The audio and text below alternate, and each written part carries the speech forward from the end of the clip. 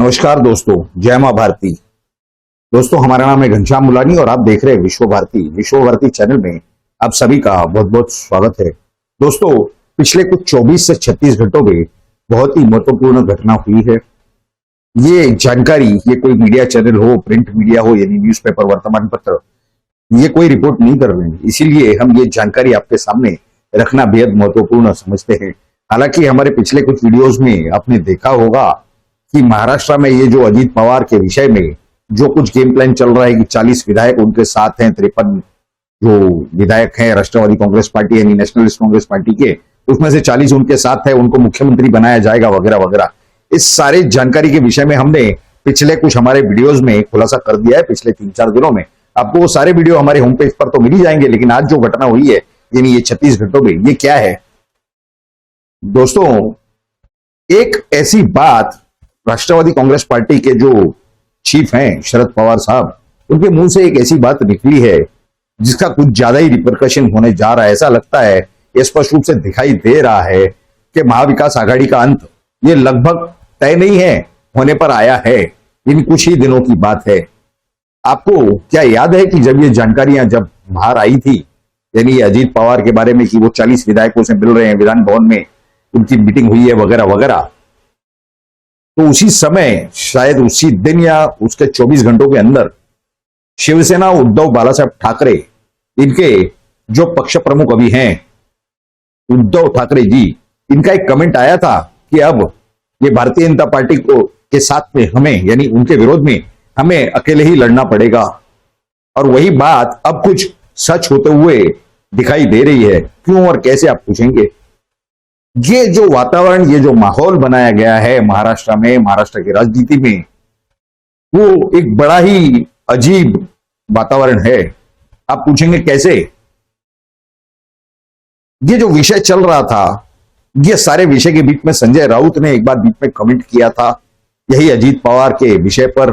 महाराष्ट्र के पूर्व उप मुख्यमंत्री, पूर्व गृह मंत्री अजीत पवार, उस समय अजीत पवार ने क्या रिटेलिएट किया था, क्या जवाब दिया था?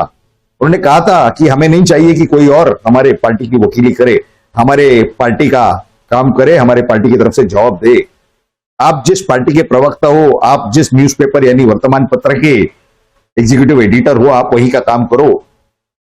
और उन्होंने एक और बात कही थी कि हम इस विषय को पार्टी की मीटिंग में उठाएंगे।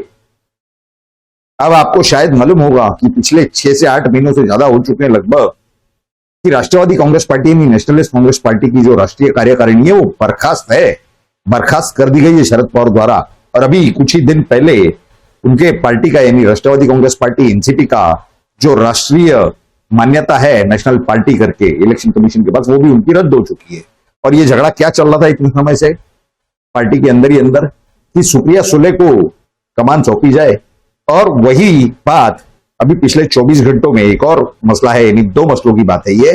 उन्होंने कहा था कि भाकरी इला पलटावा लागेल, यानी भाकरी को पलटी करना पड़ेगा। भाकरी यानी क्या? मराठी रोटी जो होती है जाड़ी मोटी, उसे भाकरी कहा जाता है। पलटावा लागेल यानी क्या? अगर आपको याद होगा पिछले साल जब नेशनलिस्ट कांग्रेस पार्टी का युवा आघाड़ी का जो एक कार्यक्रम हो रहा था, उसमें यही शरद पवार साहब ने कहा था स्पष्ट रूप से कि नवयुवक को कोई जवाबदारी दी नहीं जाती, कोई पद दिया नहीं जाता, उसे छीन कर लेना पड़ता है। यानी वो इशारा उनका सुप्रिया सुले की तरफ था कि आपको एक पार्टी नहीं मिलेगी, अजीत पवार वहां पर बैठे हैं कब्जा लेने के लिए।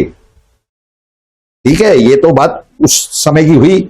और अब इन्होंने ये जो कहा है कि भाकरी पलटी करनी पड़ेगी, यानी क्या है? रोटी जो है उसे पलटी करना पड़ेगा। सीखना तो दोनों बाजू से पड़ता है ना। उन्होंने कहा है कि सही समय आ गया रोटी पलटी करने के लिए।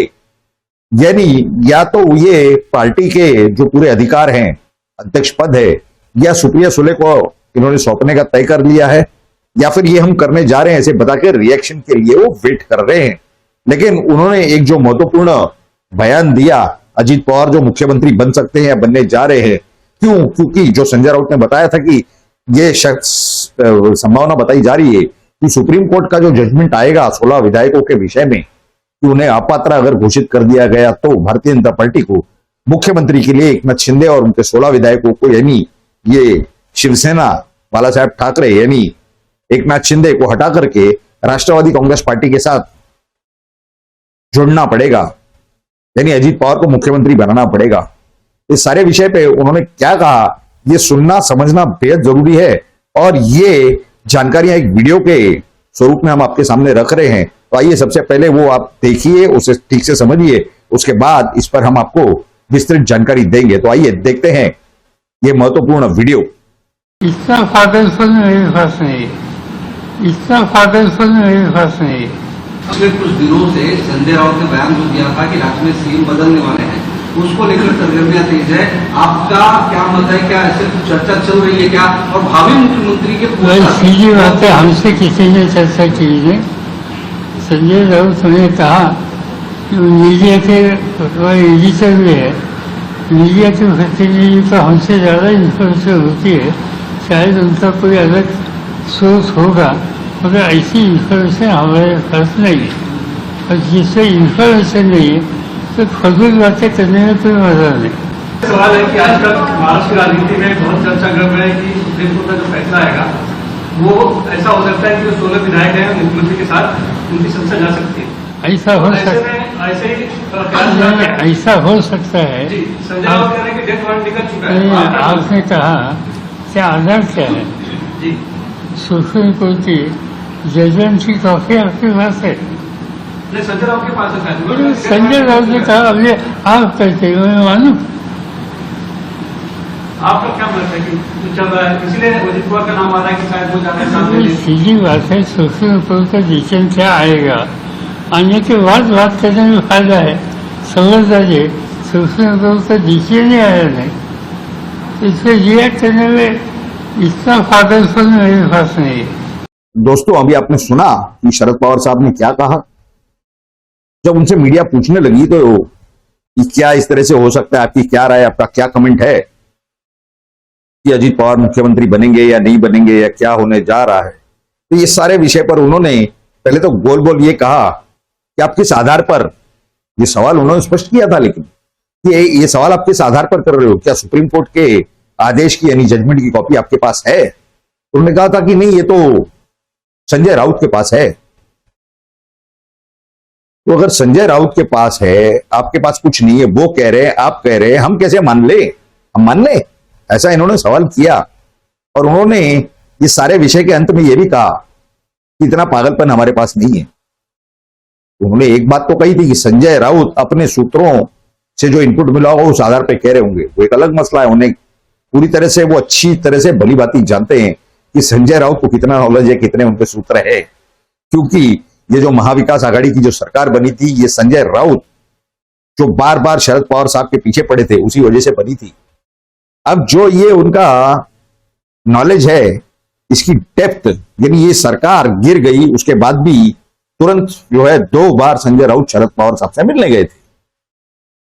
यानी उनकी क्या लेवल है नहीं है, आज तो दुनिया जानती है। जिस तरह के उनके बेवकूफी वाले बयान आते रहते थे और आते रहते हैं, सुबह 9 बजे 10 बजे की ब्रीफिंग हो मीडिया को, जो भी, और मीडिया को तो मुद्दे चलाने हैं, लेकिन ये एक यूट्यूब चैनल को दी हुई मुलाकात थी और उसमें से उनके मुंह से क्या निकला कि इतना पागलपन हमारे पास नहीं है।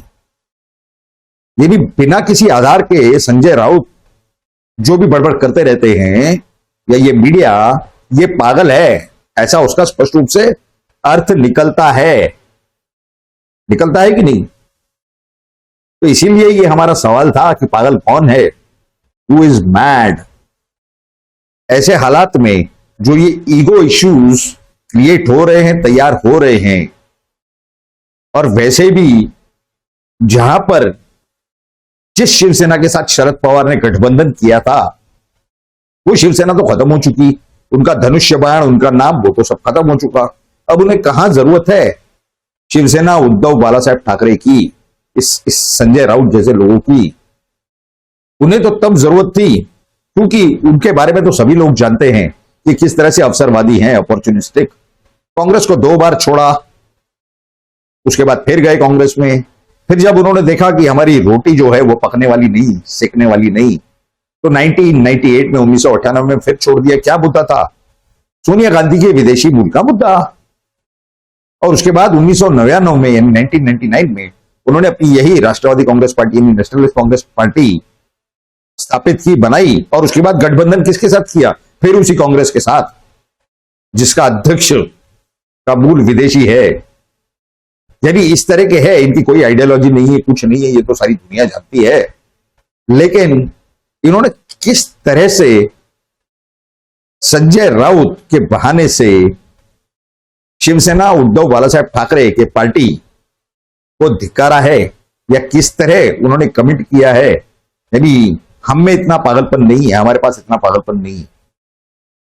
यानी ये सभी लोग पागल हैं, ऐसा ये इनडायरेक्टली कहना चाह रहे थे या कहा।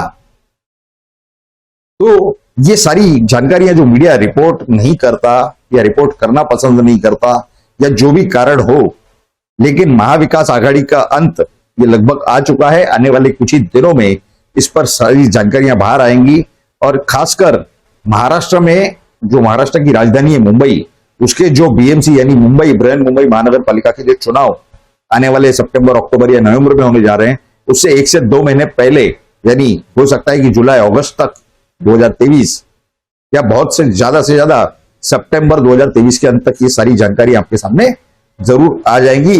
इसका हमें पूरा पूरा विश्वास है, खातरी है, क्योंकि ये गाड़ी स्पष्ट रूप से जिस दिशा में जाती हुई दिखाई दे रही है, वो दिशा बदलना आज और भविष्य में लगभग नहीं, बिल्कुल ही असंभव स्पष्ट रूप से दिखाई दे रहा है। इसकी दिशा बदलना लगभग असंभव है। तो ये जो सारी जानकारियां है, ये हमने आपके सामने रखना बहुत ही महत्वपूर्ण समझा।